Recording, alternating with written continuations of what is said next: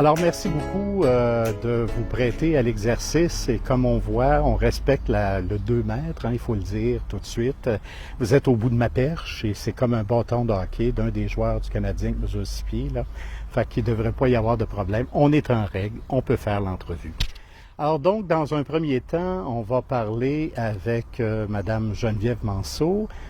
Alors, Madame Manceau, peut-être vous présenter? Oui, bonjour, Geneviève Manceau du Community Learning Center. Je suis agente de développement communautaire à l'école EDS, l'école anglophone de Denville.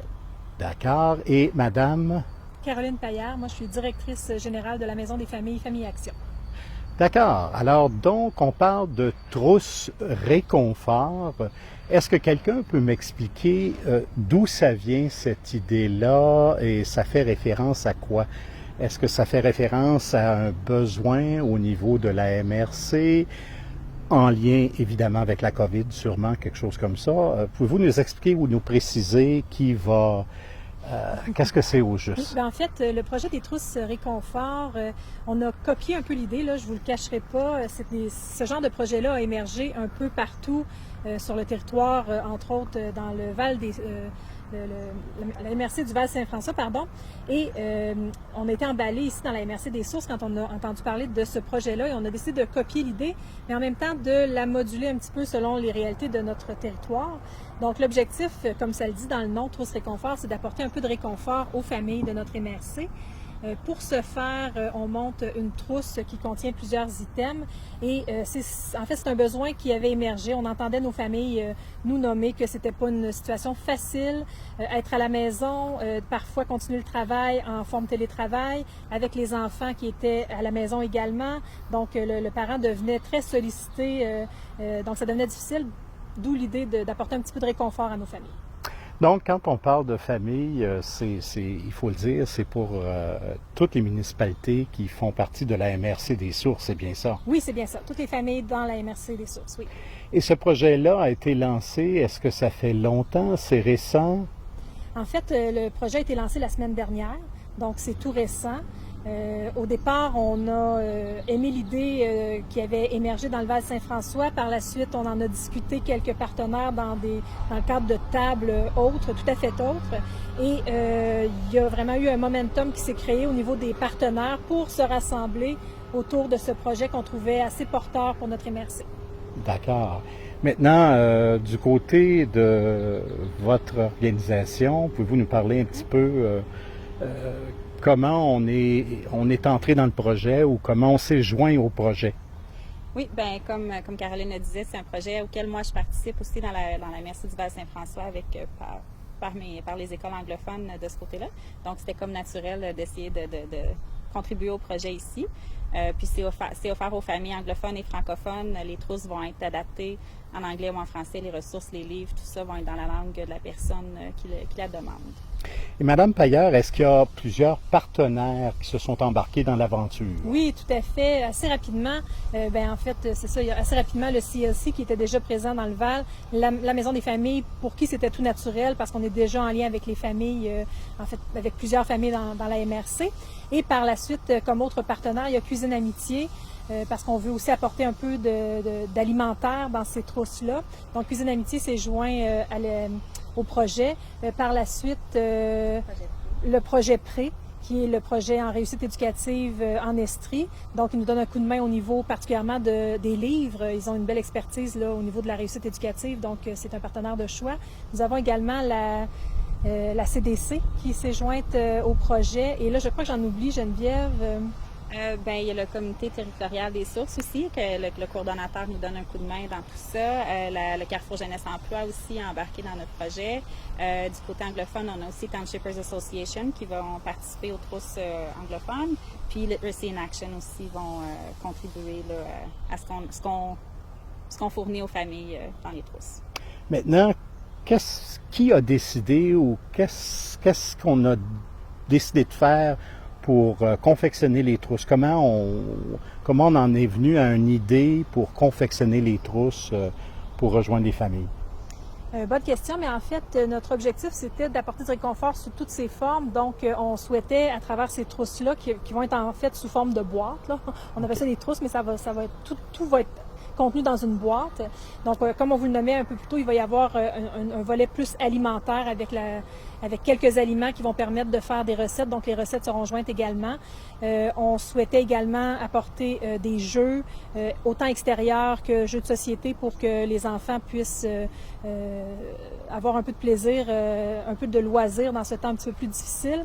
Du matériel de base également pour leur permettre de faire des bricolages, pour leur permettre également des livres pour autant. Puis on voulait apporter aussi une petite douceur au niveau des parents dans les familles. Donc il y aura aussi pour eux, là, je peux pas tout vous nommer parce qu'on est encore en train je vous dirais, de rapatrier tout le matériel pour pouvoir en fait confectionner nos premières trousses qui vont être distribuées la semaine prochaine. Mais il y aura également du matériel pour les parents, pour leur apporter un peu de réconfort, et on va aussi adapter chacune des trousses selon les données qui nous sont remises par les familles au niveau de l'âge des enfants. Donc, on va adapter pour que les enfants reçoivent vraiment du matériel qui est adapté à leur âge. D'accord. Et comment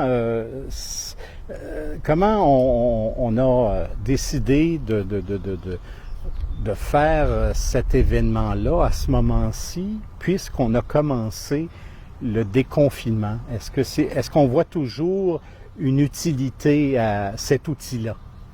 Oui, tout à fait. En fait, ce qu'il faut comprendre, c'est que, on ne vous cachera pas que de prendre la décision et ensuite de se mettre en branle pour un projet, ça prend quand même un certain temps dans le contexte. Chaque organisme partenaire a également son organisme à gérer, c'est son quotidien à gérer dans la situation. Donc, ça prend un certain temps avant qu'on soit en mesure de mettre en branle le projet officiellement, si on veut. Mais on croit que c'est d'autant plus pertinent parce que ça fait quand même 11 semaines que les gens sont confinés. Pour certains, c'est encore la poursuite du confinement pour toutes sortes de raisons. Soit des problèmes de santé qui font que les enfants ne sont peut-être pas retournés à l'école. Probablement qu'au niveau financier aussi, ça a été plus difficile. Donc, on sentait vraiment que même si effectivement on est en phase plutôt de déconfinement, le besoin est encore présent pour les trousses de réconfort. D'accord. Et ces trousses de réconfort-là, ils sont déjà disponibles. Les gens peuvent faire des demandes. Oui, depuis la semaine dernière, il y a un formulaire qui apparaît sur la page Facebook de la Maison des familles, sur la page Facebook du CLC, qui a été partagé par de nombreux organismes à travers la MRC. Et il y a également le fameux numéro de téléphone de la ligne qui a été spécifiquement mis en branle ici dans la MRC, le 879-6662, où les gens peuvent également appeler pour pouvoir faire une demande de trousse. Et ce qu'on trouvait intéressant dans ce projet-là également, au contraire de tout ce qui a pu être mis en branle autrement, c'est-à-dire dépannage alimentaire ou etc., qui a été mis en branle sur le territoire, nous, on voulait pas que ces trousses-là soient limitatives, c'est-à-dire que quelqu'un peut en faire la demande pour lui, pour son voisin. On n'ira pas vérifier ses revenus. On n'est pas dans cet ordre-là des choses. On est vraiment dans un objectif d'apporter simplement du réconfort à tous ceux qui en ressentent le besoin. À ce jour, donc, on a commencé depuis la semaine dernière. Est-ce qu'il y a des demandes qui sont entrées? Oui, tout à fait, Geneviève. Je crois que c'est toi qui as le chiffre les plus les demandes ont commencé à rentrer très, très, très rapidement la journée même où on a commencé à annoncer le projet. On a au-delà de 50 demandes déjà là, qui sont arrivées de plusieurs familles. Donc, on a très hâte de pouvoir livrer nos premières trousses la semaine prochaine. Et ça vient des 4 coins de la MRC? Oui.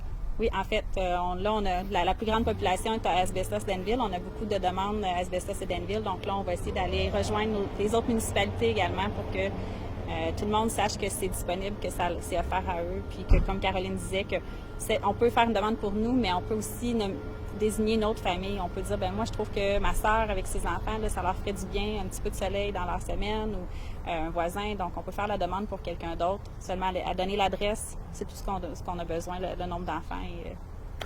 Maintenant, si pouvez-vous adresser le message à nos familles anglophones qui sont à l'écoute? Absolument. So the Care Package project is available in the entire MRC for all families. You can ask for a care package for yourself. You can offer one for your neighbor, for your friend, a family member. It's very simple, very easy to make a request.